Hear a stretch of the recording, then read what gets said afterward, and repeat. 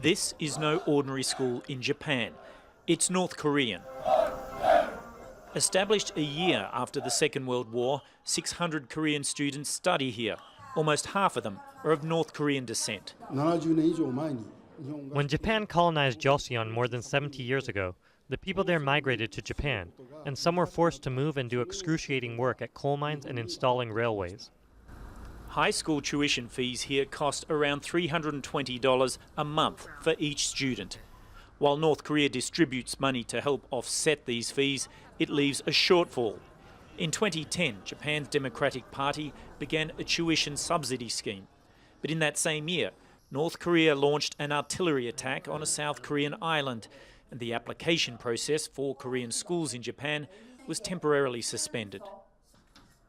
2 years later, the government, Shinzo Abe, placed a total ban on North Korean schools receiving the subsidies. That led 62 former students of a pro-Pyongyang school to sue the Japanese government. But the Tokyo District Court has ruled against the students.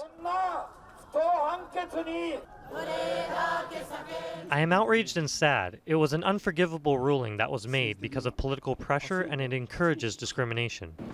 The children's right to education should be guaranteed. That's why this ruling is unjust. And bringing in diplomacy altogether made this ruling unfair. The government told the court it excluded the North Korean schools from the tuition waiver scheme because of the schools' close relationships with North Korea and because the schools couldn't provide enough evidence that they were being operated correctly, a view ultimately supported by the Tokyo District Court. Many blamed the recent crisis for the judgment, but the Japanese we spoke to support subsidies for the North Koreans. If ethnic Korean residents in Japan are going to live in Japan for their lifetime, I think the government should guarantee or support their educational fees. But if they're going back to North Korea, or if their nationality is North Korean, I don't think Japan needs to do it. Lawsuits have been filed in 5 courts across Japan. In July, a court in Hiroshima ruled for the government. But 2 weeks later in Osaka, the students won. 2 cases are still to be heard.